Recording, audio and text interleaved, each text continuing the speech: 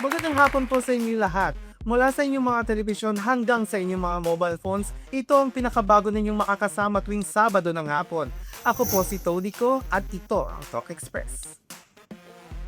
Ngayong hapon, isang actress, recording artist at entrepreneur. Nakilala din siya sa mundo ng fashion at pageantry at nakuha ang titulong Mrs. Universe 2025.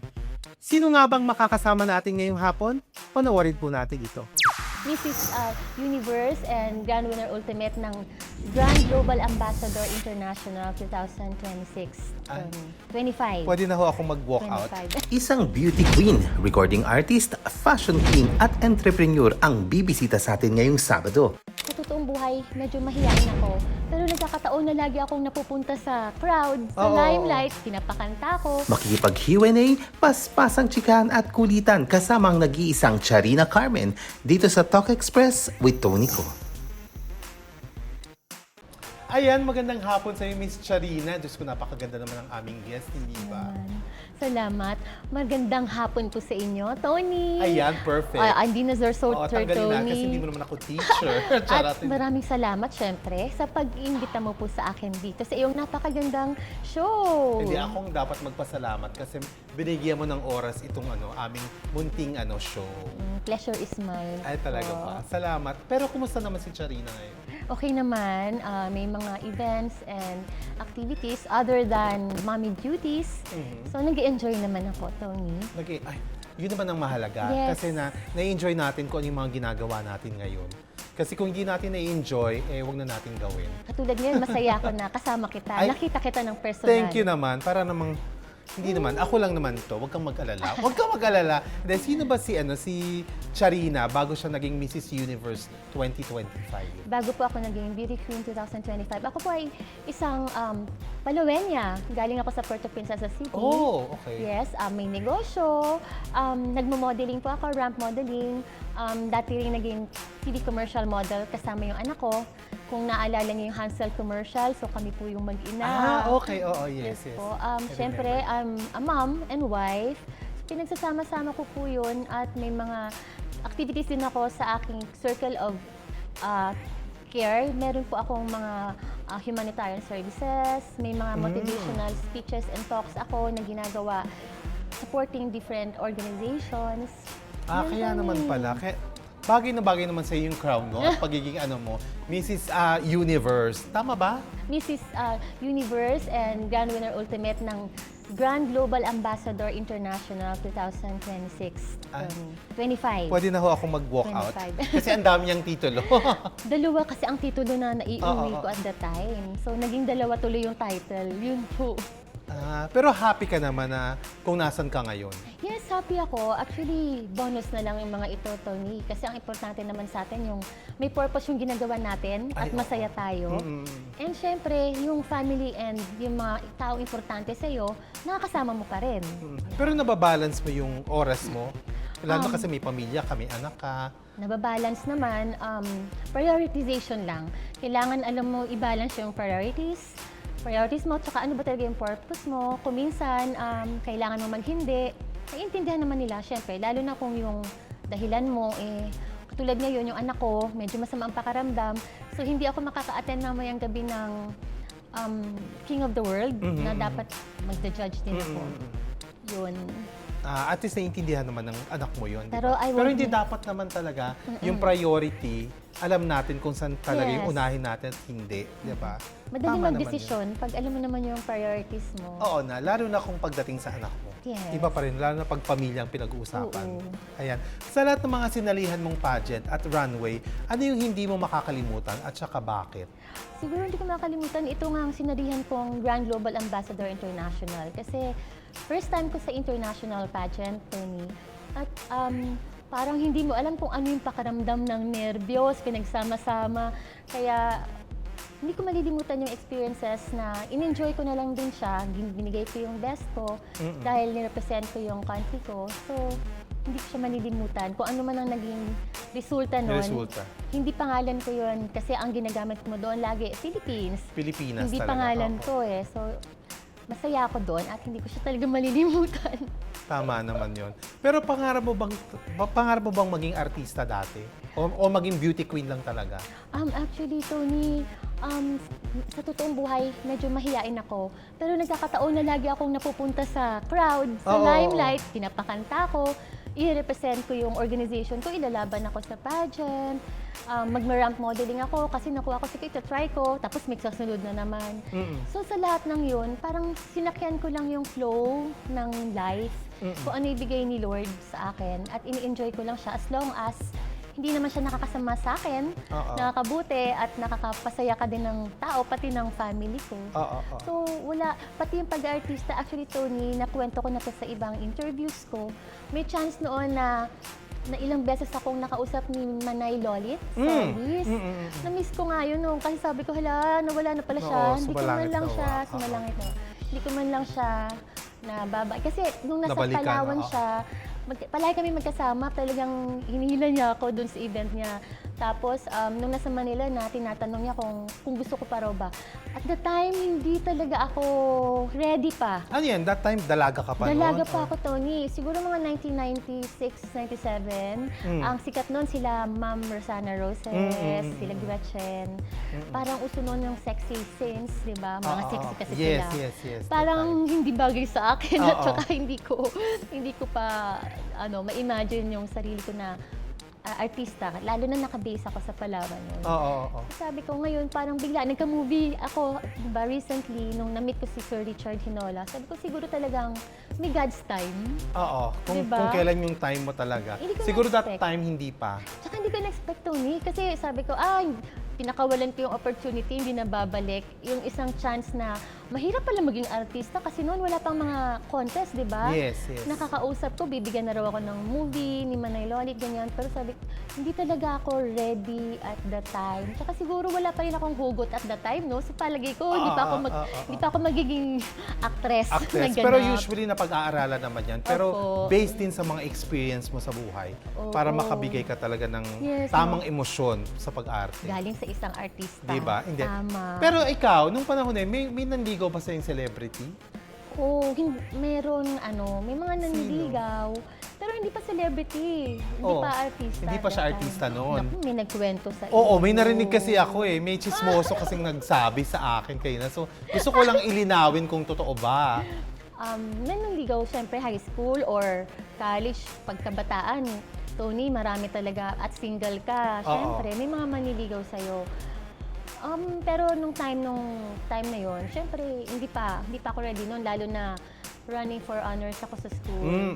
So, prioritize ko talaga yung pag-aaral. Diyos ko, kahit ganun siya kagwapo. Wow, may alam ka talaga. Oo, crush ko yan noong araw. Patay!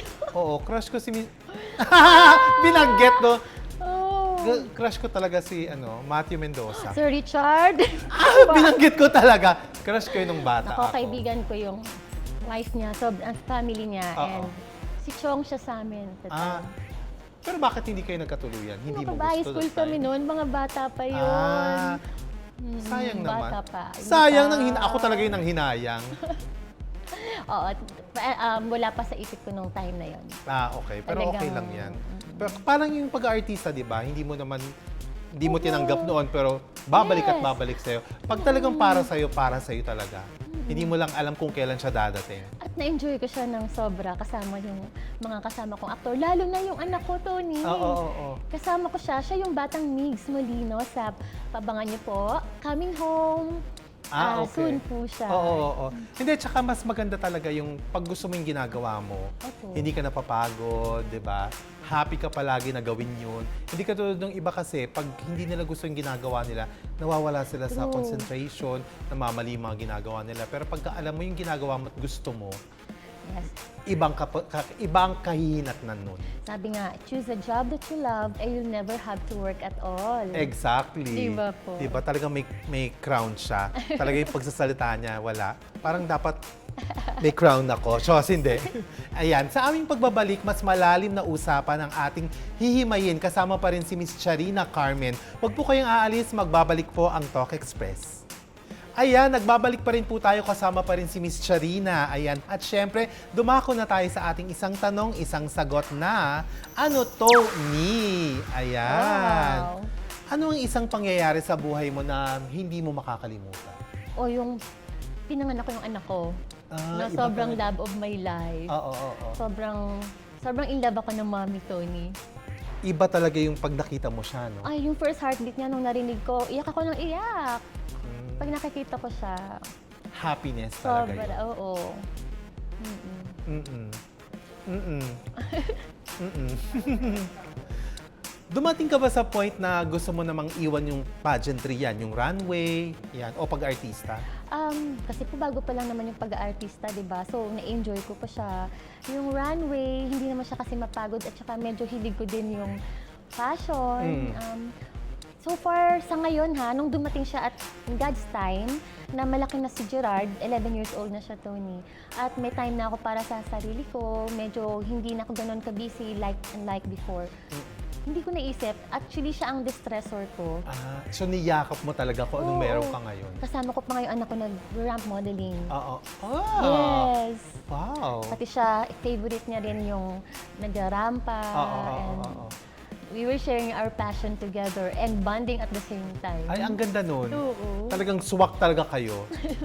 Barkada. Correct. Ano yung biggest regret mo hanggang ngayon? Meron ba sa buhay? Biggest regret ko, sana nag-asawa ko ng maaga. Kasi isa lang anak ko. Ay, ilang taong ka bang nag-asawa that time? 38. Tony, may edad na late. ako. Yeah. Ha? Oo. Parang bata ka pa. Kasi nga, siguro, be happy, di ba, with what you're Oo. doing. Masaya ka. So, ang regret ko, nako, kung alam ko lang, kasi naging boyfriend ko yung husband ko for 9 years. Oo.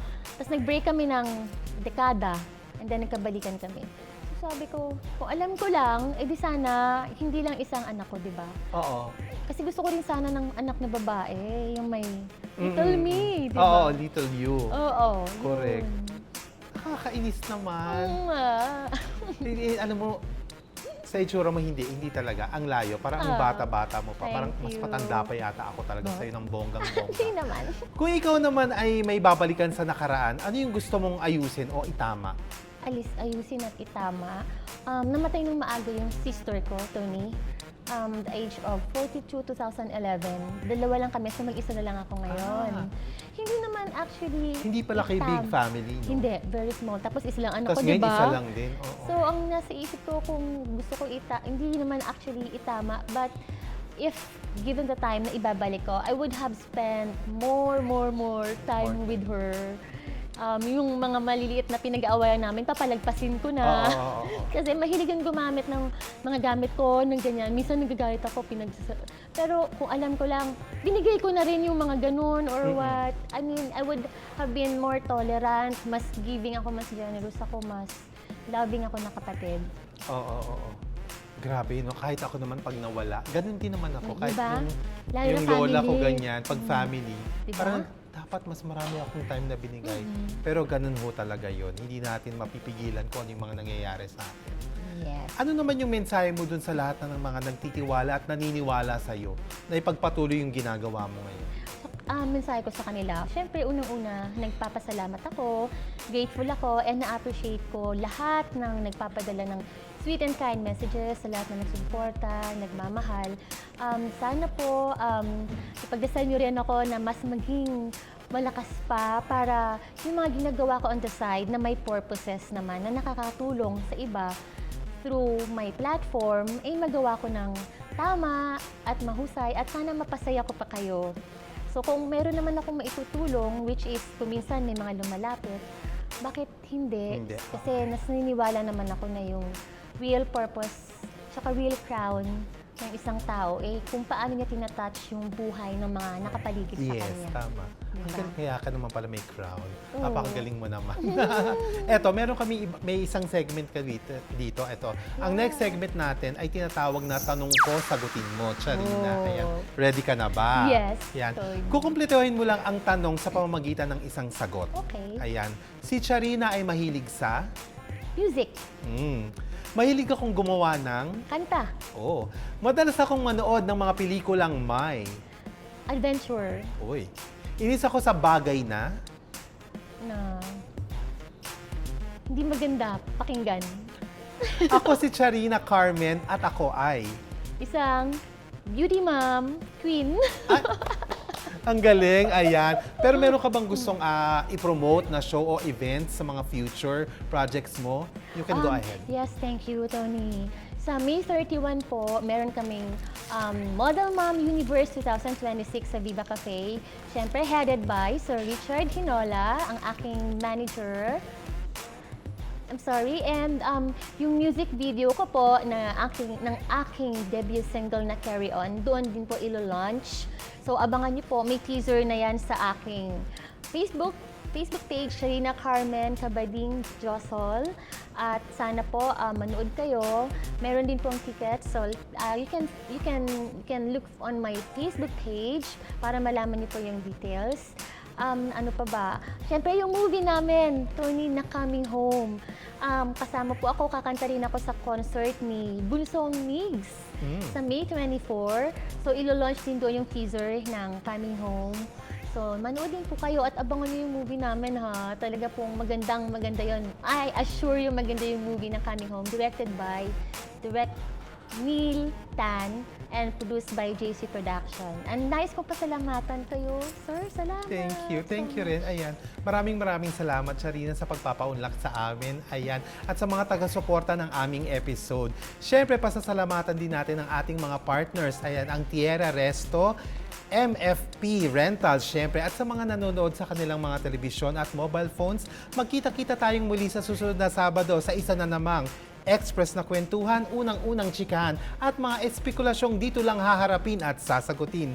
Handa ka bang kumasa sa paspasang tanong ng bayan? Ako po si Tony Ko at ito ang Talk Express. Magandang hapon po.